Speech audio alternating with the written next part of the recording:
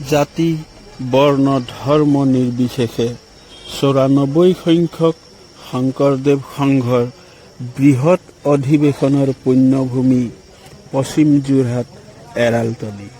লাই খুঁটা স্থাপনৰ শুভ দিন আজি ১৭ নৱেম্বৰ ২০২৪।